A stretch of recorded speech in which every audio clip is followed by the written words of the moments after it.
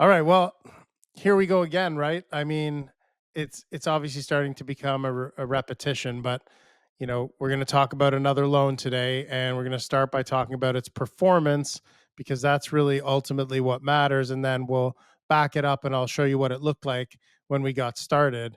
But I mean, pretty clean slate, Jeff. Oh, it's another perfect loan here with Magnetic Capital. All 12 months, everything was paid on time, no NSFs. It was just another beautiful mortgage here at Magnetic Capital. Uh-huh. Uh-huh. Let's take a look at the outcome. Like if we break it down, looks like we had 6 investors in there. Yeah, we had 6 investors. The lowest investor had $25,000 invested, or earned over $2,500 in interest over the 13 months, and then we had an investor as high as 185.5, and almost $19,000 worth of interest. So total invested in this mortgage was $640,000, and over $65,000 in interest was paid over the 13 months, Chris. It goes to show you like two things, right? Whenever we get to this outcome slide, it always resonates with me a few things. Number one, that the way we do things with syndication, you can participate with a small amount of money relatively. You can also participate with a large amount of money and anything in between. So it's very flexible when you use a syndication model. But it also speaks to when you see that $640,000 invested, but when you look at $65,000 interest paid by the borrowers, this is why private mortgages need to be looked at as short-term bridge fixes in any situation. You got to be able to, when you're putting someone in to a private mortgage, you need to know you can get them out in a reasonable period of time. Because imagine if this goes for 2 or 3 or 4 or 5 years.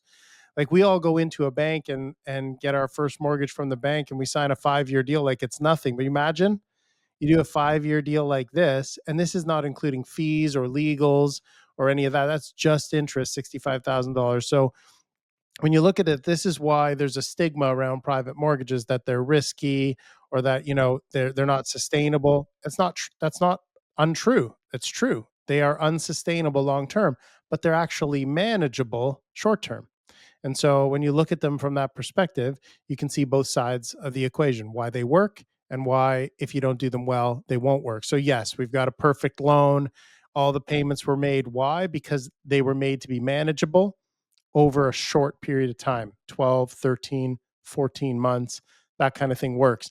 2 years can still work. You get into 3, 4, 5, you're pushing it. And at that point, you're just eroding equity for the borrower. Let's take a look at how this one actually came in and what it looked like on the surface. Because, like every other private mortgage we do, the application comes in. Remember, 8 out of 10 get declined. But the 2 that we like still look like this. I mean, if you looked at this on the surface, this is all I told you about it. Okay. You've never heard anything about this deal, Nick. And I say to you, credit scores 591 and 635. There's property tax arrears. The borrowers earn seasonal employment income driving buses, school buses. They're retired. They live in rural Sudbury. Okay. That's where the house is. You've got multiple private mortgages already registered, recent late payments on their revolving debt, and they built their own custom home, but it's not quite finished. How do you feel? Oh, and by the way, they owe the CRA money. Yeah, so old Nick would panic. This is this is new sophisticated Nick. So let's look at the collateral. But just off the top, I'm like, it's one of those larger loan amounts, and the income. I'm curious about the income, but let's start with the property. Yeah, I mean, let's start with the property, but also let's just keep in mind when I say 8 out of 10 get declined, if I said to you 8 out of 10 mortgage applications we see get declined, and then I told you just those characteristics of this application, would you assume it was one of the 8 or one of the 2? If, I would assume one of the 8. Like not being well versed in the space, Right. I would assume. I was like, oh, this one that got declined. That's right. And so now I want to show everybody would think that. So I want to show you now how you go, because these videos, they all start the same way basically. It went great, But when we get into this, we start to see what were the problems, because all of these applications we see have problems. Go to the next slide for a second. They all have problems. And so I have to be so stressing, like, of the fact that we don't look for perfect. We look for repairable. And so when you look at this and you see that first glance category on the left-hand side, you've got property tax arrears, you got CRA balance owing, low credit scores, the list goes on and on. The question you have to ask is, what's the story? Why are these people in this situation? Why do we have all these characteristics? And what you get when you ask the right questions is you get context.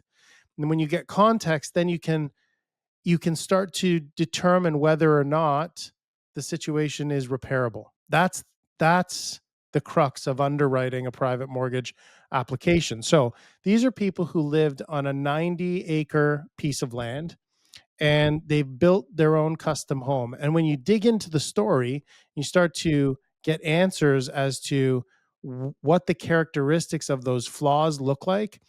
Here's what we found. The property tax arrears were not that bad. They weren't dire, and they were the result of a recent reassessment of the property. Why? Because it's a brand new custom built home. So it was reassessed by the city, and that produced a new bill and created arrears. Why arrears? Well, because every cent that these guys had put into this house, or every cent they had, was going in to trying to scrape together the last bit of money to finish the house. And so it creates a problem with the property tax that just suddenly appeared they weren't accounting for. The CRA balances. Well, when we look deeper, at first you just see there's arrears. Then you look deeper and you realize the arrears weren't that bad. There's not that much owing, and it's easy for them to catch up. Then you look at the lower credit scores and you say, well, what's the problem there? Well, when you're trying to finish building a house, it's almost inevitable. I mean, Jeff, you've been involved in significant renovations and whatnot.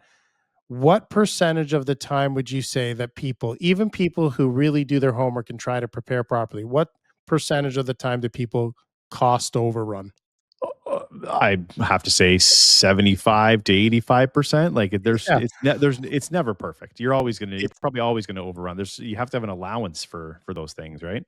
Yeah, so Yeah. you should expect that. So it's not, when I look at that and I see that that's what happened, I'm not surprised, and neither would you be. And so you look at the context around everything. A lot of people, a lot of lenders would look at the surface of this application, decline it right away. It's part of the eight, no question. But if you start to ask the right questions, you start to get context, and then you realize, okay, so the story makes sense.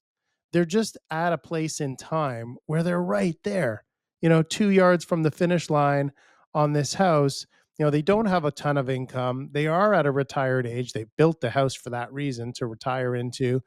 They've got a little bit of CRA arrears. They've got a little bit of property tax. But are these symptoms of a long-standing financial mismanagement problem, or are they just a sign of this point in time? And what we concluded was they're just a point in time, a series of issues that have developed as a result of trying to finish this custom built home. And so when you feel that way, you go to work trying to see if we can clean it all up. Is there enough equity in the property to clean it all up? Is there a structure that can allow these people not only to survive the year in private, making a higher interest payment than they would be paying if they were at a bank, and then once that year is done, is there a viable way back to the bank so that they can enjoy the home they built and live with a traditional mortgage until such time as it's paid off? So anyways, what we did was we looked at all of the structures available, and one of the things we had going for us here was that you had an appraisal of I think it was 1.138. Let's go to the next slide for a second. I think it was 1.067. Okay. So you have an appraised value of 1.067. And when we look at what's required to finish the house, to pay the CRA arrears, to pay the property tax arrears, to do everything necessary to clean it all up, the debt consolidation, fees, all the rest of it, we needed 640,000. that was really key because it's under 60% of the value. So it puts us in a very comfortable position from a collateral perspective. So that checks box number one. If everything goes wrong, if we've estimated our structure to be stronger than it is and it all falls apart, then what are we going to do? Well, we've got a brand new custom built home on a 90-acre piece of land. And by the way, the appraisal is only the house and 5 acres. It leaves 85 acres of land value out of the equation entirely. So actually, the true value, market value of this property with its house is probably significantly higher than 1,067,000. So you're at 60% of the value. You've got enough money to consolidate the builder and private mortgages that are already on the property. You've got enough money to pay the CRA arrears, the property tax arrears, and consolidate the remaining consumer debt. So you feel pretty good at that point. You look at it and you say, okay, well, this is a completely different situation. We're totally comfortable collateral wise. Can they make the payments for 12 months and can they get out? So let's look at the next slide. So when we verify everything, right? So we think we have a structure in place. Now we have to check everything. Is the mortgage current? The mortgages that are in place right now, is there any sign that they've had a problem with their mortgage? This is very important because a lot of times you see a mess everywhere else, but not with the mortgage. I actually love to see that because it says, it's kind of supports the story that, hey, we're struggling to get all this done, to get the house finished, and we let a couple things slide. But you know what we didn't let slide? The mortgage. And you know what we're considering giving you? A mortgage. So, we want to know that people prioritize the mortgage, and usually they do because obviously it's the house. I mean, it's the roof over their head. Tax arrears, were they manageable? The reason that says no is just because they weren't they weren't manageable unless we took equity out of the property. They on the borrower's income, they were going to have a hard time to catch up because all of a sudden a lump sum reassessment shows up for several $1,000s. It's just difficult to find. But as part of the refinance, yes, manageable. We were able to pay them all the way out. CRA balance is excessive. Yes, they were at the time. However, we were able to lump those in as well and get rid of them. The only reason those weren't paid already is they just didn't have any liquid cash. Everything was being sucked up into the new house. So this gives them a new shot. Was the home actually complete? Oh, and by the way, we were able to check to see if there was a history of CRA arrears, and there wasn't. It was just this one time. So that gave us a lot of confidence as well. Was the home actually complete? Occupancy had been issued 14 months prior. So it was complete. Now, when I say 95% complete, typically when you see an appraisal and it says 95% complete, it just means landscaping is still to be done. Like the house is done. The windows are on, the roof is on, the interior is complete, appliances are in, plumbing's working, electrical's working, everything's good. There's still finishing touches. And so you'll see 95, 97% complete, but it actually doesn't mean that it's unfinished. Okay. Did the appraisal support the value? Yes, it did. Was the acreage marketable? Absolutely. And was the income stable? It was. If you look on the right-hand side, you'll see we had CPP, OAS. They had a large RIF that they were able to withdraw from. That's basically, if you don't know what that is, that's an RSP that converts to a different type of account when you reach a certain age. And then they had their seasonal EI when they weren't driving the bus. They had the school bus driving income as well. And also they were increasing the size of their routes. So they were going to be picking up a little more income there. So when we looked at the income, we had enough sources and enough verifiable sources to feel comfortable that they could manage the payments for 12 months. And then was the refinance exit realistic? It was. In fact, we had identified already with the broker exactly which lender they were going to go to.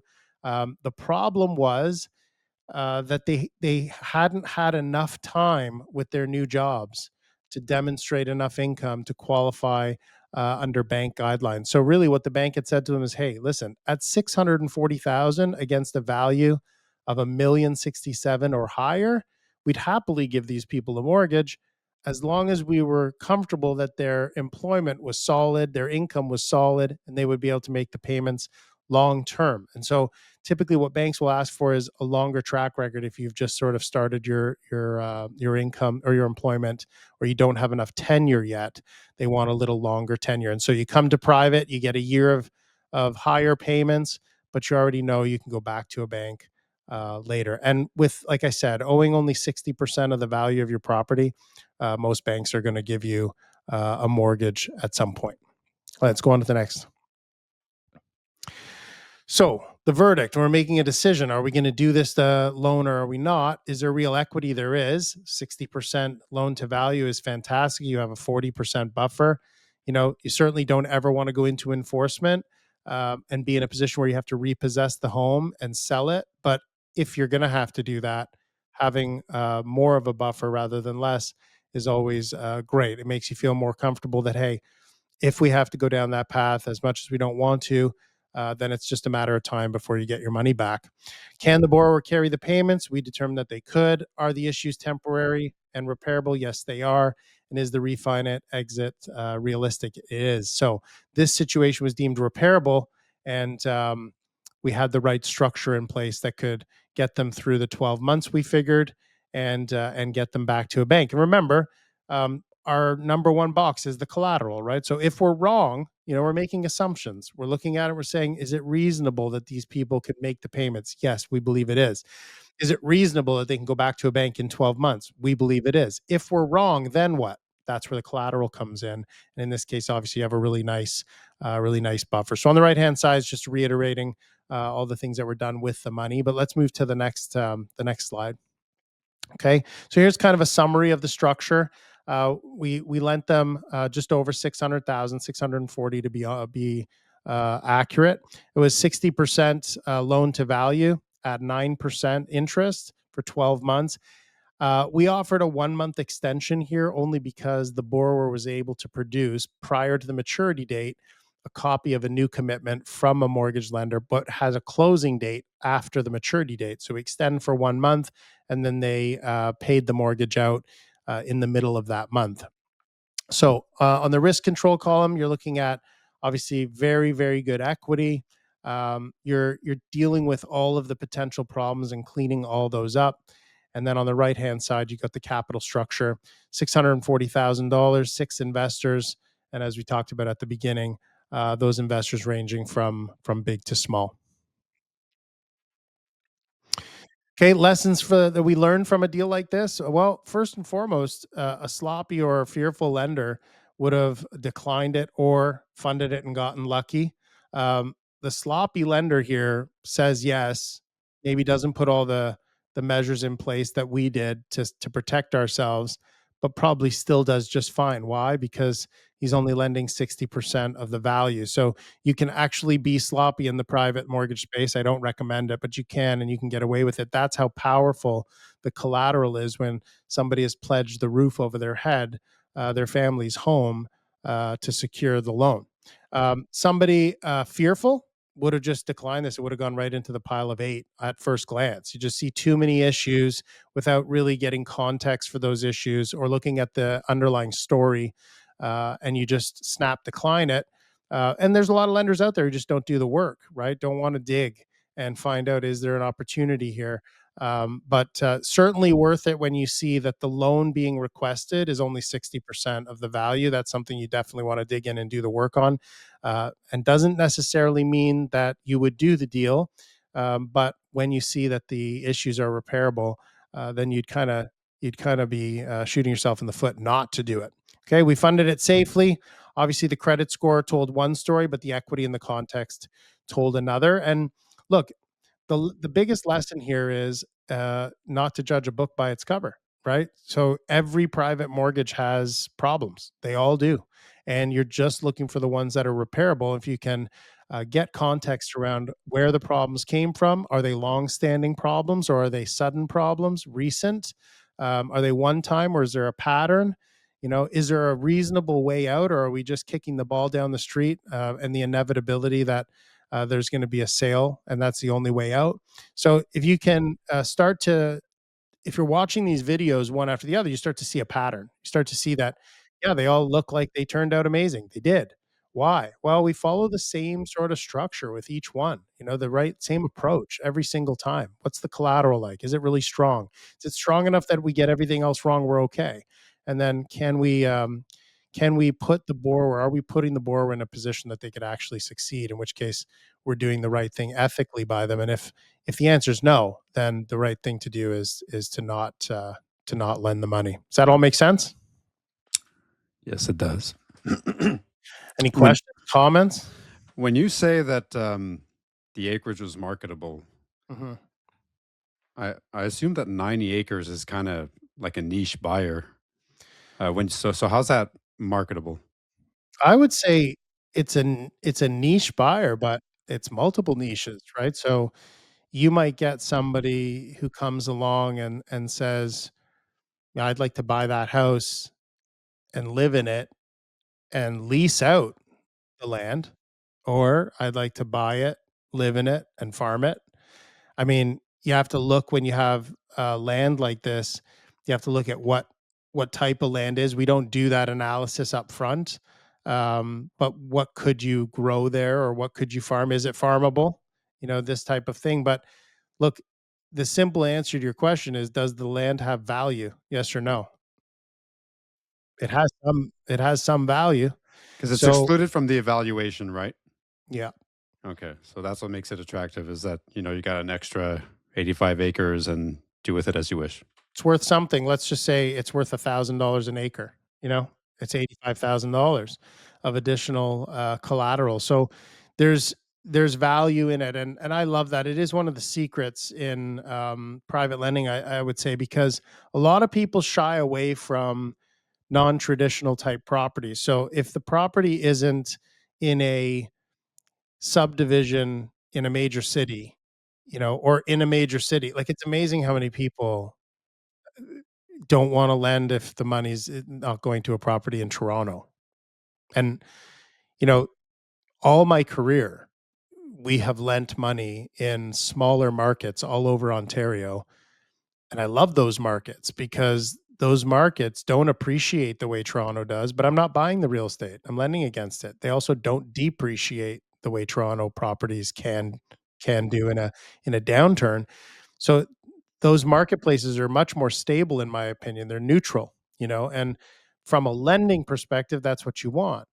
But, it's amazing not just the location, but the type of property. I'll give you a couple of good examples. Number 1 is condos right now. People don't wanna lend against condos because all you hear in the news is the condo market this, the condo market that. It's all depreciating, it's all bad, but we're lending against today's values, and the reality is, and we see this all the time right now, condo applications, for people who bought a condo, let's say, for $500,000 2 years ago, and now it's worth 400, we're still lending 80% of 400, and that means the borrower has to come up with the shortfall. So if they signed a contract to buy a condo from a builder for 500,000 and we're lending them 80% of 400, that's 320, they have to come up with the difference or else there's no deal. So if they can, what does it say about them? Pretty good. Like, yeah, like what we're seeing is applications from very high quality borrowers who found themselves in a jam. Like, we're talking doctors, dentists who bought investment properties, have capital, and now have had to put more into the capital or into the property to get a mortgage. So, you're seeing a better borrower profile, to be honest, and we're still using appraisals from today. Another example is these rural properties. So this is such a good one because you've got a property that's in not just rural Toronto, but like rural Sudbury, right? So immediately, I see this all the time. Investors be like, "Oh, what? Really? We're lending there?" We say, "Yeah. Why wouldn't we lend there? There's a market up there. There's people like not there's people who live there their whole lives, and they buy and sell real estate up there. So you don't need to be afraid of that." And then you look at it and go, "What? This is a brand new custom built home on 90 acres, 85 of which we haven't ascribed any value to." So when you lend against a property where you and the borrower can agree on a value and the value doesn't include 85 acres of land, like, as a lender, you're getting a good deal on that property. It's like buying undervalue. So you're already ahead. And so to have these sort of preconceived opinions about specific types of property. I find a lot when I'm talking to investors, if I ask one or two questions about why they feel that way, they can't answer. It's more so just, I don't like Barrie, or I don't like farms, or I don't like, you know what I mean? But really, the game is about being able to properly evaluate the collateral first. Make sure you're comfortable with your position against the collateral, that you could liquidate it if you had to in a reasonable period of time, not in 30 days, not in 60 days, in a reasonable period of time based on the type of property, like eyes wide open. What can I do? What would I do with this property if worse came to worse? And if you can arrive at a number, I mean, here, right? Would we have lent 80% of the value? Hmm, I don't know. 70? Yeah, I think I would have done 70. 60? All day. And that, like, in fact, at 60, I'm looking at the application, hoping there's not something catastrophic that kills, right? 'Cause I'm looking at it and I'm saying, "I'd like to be in this at 60%." Uh, 2 things I have to find out. 1, do they really need me, or could they go to a bank now? The answer in this case was no. They couldn't, they did need us. They couldn't go somewhere else yet. So that produces an opportunity for us. And then there's nothing catastrophic about their circumstances that we can't clean up with the right structure. So I guess, all in all, the message I wanna give on this topic is just don't close yourself in based on some preconceived notion of a type of property, or, a bad experience you had on a condo before, so now I never wanna do condos again, that kind of thing. It's really just a matter of, evaluating the collateral well and putting a good structure in place. You don't have to like the property. No, you Mm, have to be able to sell it yeah. if necessary, right? And then from there, you've protected yourself. Then it's, how can I help this person, this owner? Like I said before, you don't want to keep them in there for 3, 4, 5 years. You want to be able to provide a structure that becomes a win-win. Win-win. Win-win. Another win. Until next Another win. time. Until next time. Happy lending.